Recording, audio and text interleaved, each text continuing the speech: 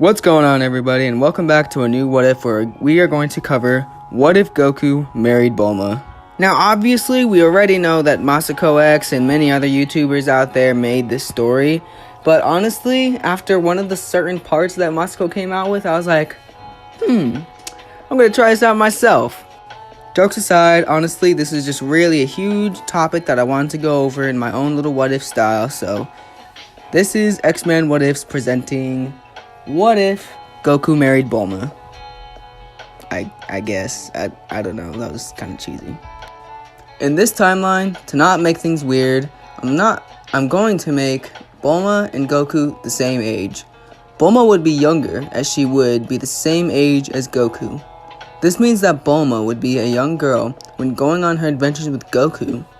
Bulma in this story would begin to develop a crush over their adventures. This means that Yamcha would be more of a rival to Goku and less of a flirt to Bulma. On the topic of Yamcha, yeah, don't even worry about him. He's just gonna be as big of a meme as he is in canon in this one.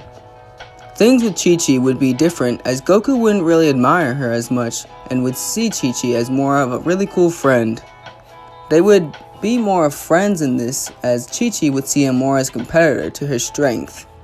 With the situation of Chi-Chi and Bulma being resolved, we can continue the story. When it would come to time to the 23rd martial arts tournament, Goku and Bulma would have a reunion, with Bulma immediately liking Goku's new changes, just as usual. The tournament would go as normal, except Chi-Chi wouldn't make such a big scene as she did in canon. She would go up to the group introducing herself to the others. During that time, Chi-Chi would see that Bulma is openly flirting with Goku, but Goku really wouldn't understand, so Chi-Chi would help Goku out. She would tell Goku that Bulma seems to be his love, so to propose to her. Goku would fully understand how marriage works, thanks to Chi-Chi, and Goku would like this idea because he would want to continue going on adventures with Bulma, just like they did in the past. The tournament would go as normal, except Goku wouldn't propose to Chi-Chi. Well, obviously. Goku would defeat Piccolo Jr. and give him a senzu bean, but before he would leave, he would go up to Bulma, proposing in a very Goku-like way. Bulma would be very happy by this, and they would have a huge wedding. Since Bulma knew Goku, their childhood, she knows that his home is very important to him, so they still live in Mount Paozu. During this time of peace, Goku and Bulma would have their very first child, Gohan. Bulma would have the idea of Trunks, but whenever Gohan would hear that name, he would start to cry until he heard the name Gohan. Bulma would be bummed that Gohan didn't like Trunks, but would calm down as Goku and Gohan would be laughing together. As Gohan would begin to grow, he would begin to watch as Goku would train on his own, with Goku practicing his martial arts, and Gohan one day would ask to join him. Goku would love this idea of his son joining and would have Gohan begin training around 3 years old, just to make things right. Bulma would watch this training from time to time, just to make sure Goku doesn't go overboard, but would see that Gohan is a quick study. Gohan's potential would allow him to be able to adapt quickly, which would intrigue both of his parents. During the time of training, Goku would begin to notice that Gohan's power would rise as he would get angry. Bulma would come up with an idea about Gohan's power may come from Goku's genetics, since he was different growing up. Bulma would then begin a new study to try to understand her husband's amazing abilities. One day, this study would need to be put on hold as a reunion was underway. Goku, Gohan, and Bulma would be going to Kami House. Bulma would go to check up on how Krillin and Chi-Chi are doing. The reunion would go well, and everyone would love Gohan. Gohan's personality would be like Goten's, but he would also be more disciplined and respectful to people. Soon enough, Raditz would arrive. Once hearing about Goku's origins, Bulma would finally be able to understand Goku some more, and that now he's a Saiyan. Raditz would be annoyed that Goku didn't kill the humans, but would be intrigued about his power level, with it being very close to his own. What would intrigue him more would be Gohan's power level, with it also being pretty high. Side note, I'm not going to be listing like any power levels, okay? It's just going to be power scaling for right now, because summing up power levels is a total bitch. Anyways, Raditz would give out his offer With Goku putting it down as normal, Raditz would be angered by this and would try to kidnap Gohan. This time, Gohan would get a rage boost and break out of Raditz's hold, and then rush in to break Raditz's nose. Raditz would step back from this and would get annoyed and punch Gohan away. Goku would then step in and try to beat Raditz, but would be put down.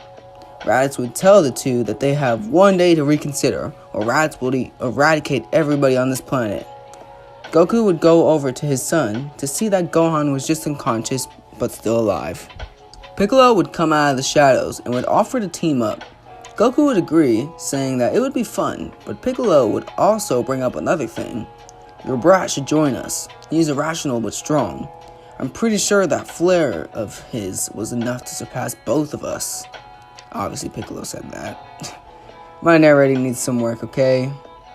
Goku would agree, but then Bulma would step in saying that yes, Gohan is strong, but he's also a child. Piccolo would interject saying that Raditz is gunning towards all of them, including the child. Either he could make himself useful, or he can watch his world burn in guilt. This would put a chill into Bulma's spine, and Goku would tell Piccolo to relax, and that he will make sure that Gohan doesn't get hurt. Chi-Chi would then step in, saying that she will also help. Krillin, surprisingly, would also decide to go, which would surprise everybody in the group as he already died and he's willing to sacrifice himself. After the group would talk strategy, they would first go to Korn's tower for a senzu bean for Gohan and for extras just in case. They would then find where Raditz is after detecting him and heading over. Once they would arrive, Raditz would be surprised to see the small human from before, and now the female? Raditz would laugh, saying that these two weaklings don't stand a chance. They would then begin to face Raditz, with Goku and Gohan pressing him the most. Chi-Chi and Krillin would be background fighters, where they would fire small attacks towards Raditz to throw him off. With Raditz occupying himself on this, he wouldn't have enough time to realize that Piccolo was charging up his special beam cannon. Raditz would finally notice this though, and would push the others away. He would try to target Piccolo, but Gohan would knock into him. Raditz would get dazed by Gohan's attack, and this would give Goku the opportunity to grab onto Raditz's tail. Raditz would then begin to beg to his brother, saying he'll change, but Piccolo and the others would convince Goku to hold out. Goku would then look over to Gohan and would decide that Raditz wasn't going to hurt his son anymore. Raditz would continue to beg, which would then turn into anger as he would be killed. Raditz would cough out blood and collapse to the ground. Raditz would then say they got lucky and that his comrades would be coming. Goku would then tell his brother that no matter how many people they kill, they can always bring them back with the Dragon Balls. Raditz would then smirk as he would say they are fools. As usual, this transmission would go through to Nappa and Vegeta. The group would be quiet for a second as they would then realize that two more foes were on their way. Soon enough, Bulma and the others would arrive, with Bulma running up to Goku and Gohan, telling the two she was worried sick. Roshi would go over to Krillin, saying he's proud of him for joining, even though it was very risky. Bulma would also compliment Krillin, with Krillin blushing from this. Piccolo would break the happy tension, reminding them that two other stronger beings were on their way to defeat them and possibly destroy the Earth. Goku would then say that they can train with Kami, but Piccolo would say that he has long since surpassed Kami and that they need a different route for training. Bulma would then say that she has an idea that can help them out, but it would mainly have to do with Goku and Gohan, preferably Saiyans. Bulma would then explain that after Raditz explained Goku to be a Saiyan, she was able to finally understand Goku's nature. She would explain that if Goku were to embrace his Saiyan side, then maybe he could unlock power that would be enough to beat the Saiyans. Goku would like this idea, and so this would be the route of his training. Krillin would say that he and Chi-Chi are going to train with Kami alongside the other humans and see if they can surpass Raditz's power. Goku would be okay with this, and the group would begin their training. Now, first things first, Goku isn't dead, so no Kaioken or Spirit Bomb, and pretty much nothing to do with the other world is brought up in this area, in the timeline. But I'm sure that Bulma's studies will help Goku's training. During their training, Piccolo would teach Gohan how to be disciplined while in battle and for him not to be carefree when fighting. Piccolo and Goku would also try to help Gohan control his anger. Not too far into training, Gohan would catch a glimpse of a full moon. Goku would then look in horror as he would finally see a great ape in action, but not any type of great ape. It was his own son. BULMA would see this and record it for research. Goku and Piccolo would have to put down Gohan, and well, they obviously wouldn't kill him. And Piccolo would destroy the moon and remove his tail. After much observation, BULMA would have a breakthrough and share off her research to Goku and Piccolo. She would say that they should try to utilize the power of the great ape. They would be surprised by this, but Piccolo would see it as a great idea to pursue. With this, training would continue as they would try to utilize the power of a great ape without a tail. With this conclusion, we're going to end off the story right now. Or, for right now.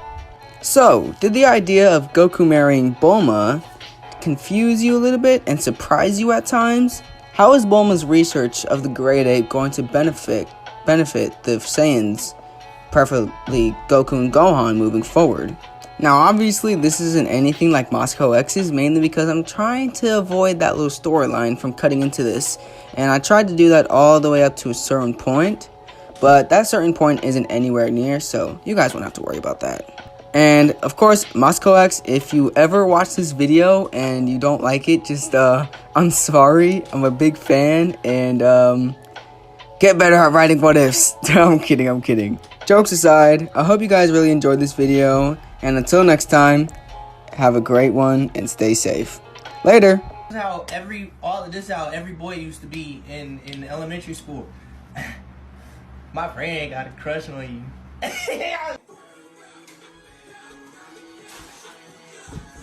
Who's got anything? Just grab it. Is that sweat I feel coming off your head? Yeah. Здравствуйте, уважаемый черепаха. Я Леонид Парфенов. If you aim that at me, I swear to God.